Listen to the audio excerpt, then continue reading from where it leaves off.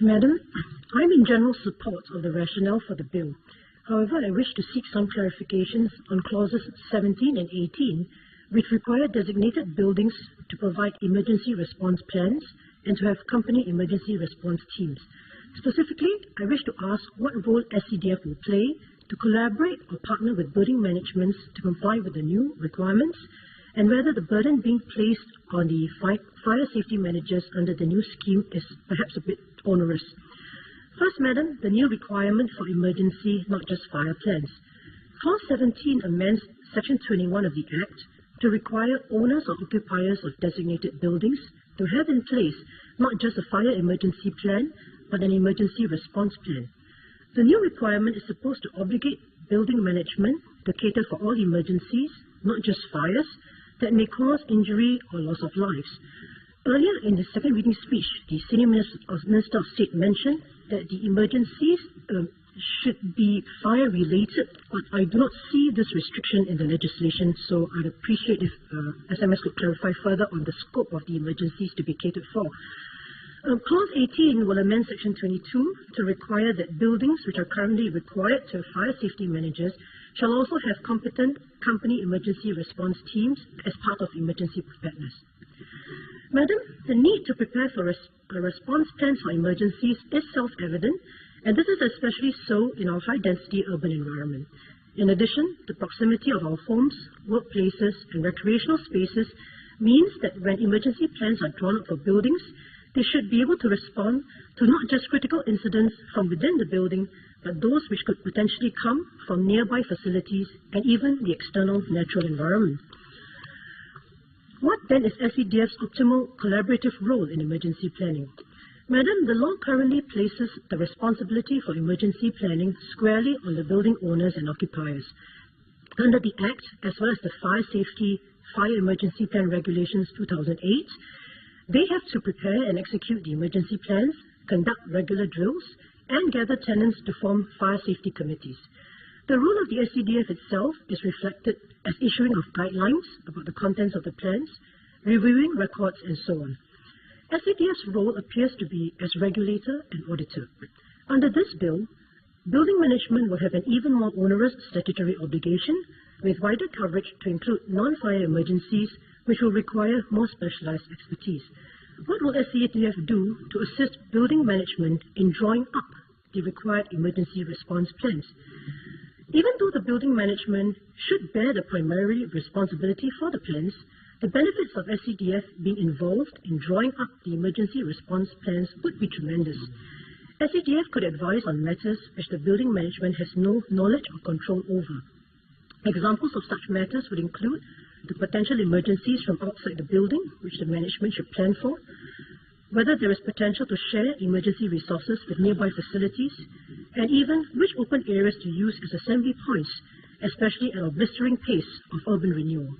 Worldwide, it is increasingly recognized that public-private partnerships in emergency planning involving both government and private organizations will improve the quality and practicality of the emergency plans. At the same time, through joint efforts, SCDF would have a good grasp of the private sector expertise and resources available, which could be tapped on in national emergencies. Could Ministry explain how SCDF will collaborate with the building managements to comply with the new requirement and to improve the quality of emergency plans? For instance, will SCDF provide a template for building managements to use and adapt? Finally, Madam, the role of fire safety managers and the company emergency response teams or CERTs. Clause 18 will amend Section 22 to require buildings with fire safety managers to now have company emergency response teams or CERTs with competent in-house staff. The proposed Section 22(3)(a) states that it is the building owners or occupiers who are required to maintain the CERTs. However, the MHA press release dated 14 January 2013 indicates that it will be the responsibility of the fire safety managers to ensure that the response plan guidelines are complied with, including upgrading the competencies of the in-house teams to form CERTs. Is this task too onerous for the FSM to be held responsible for? The FSM in a building is likely to be a mid-level employee with several corporate roles. For example, he could be an occupational safety and health officer doubling up as an FSM. to place on him the responsibility of ensuring that competent certs are in place which comply with SCDF guidelines on emergency response seems very onerous. Will the government assist building managements to comply with this new requirement of certs, and if so, how? For instance, are there any plans to develop new training courses in emergency response planning to cater specifically to the new statutory requirement for certs? Mr. Atafong?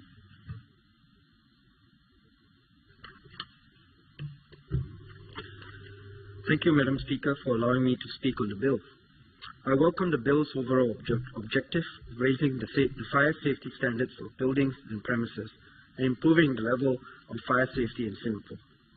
In particular, I support the move to enhance the preparedness of our people and premises in dealing with emergencies. Emergencies like fires can have severe consequences, causing injuries, death, and serious damage to property.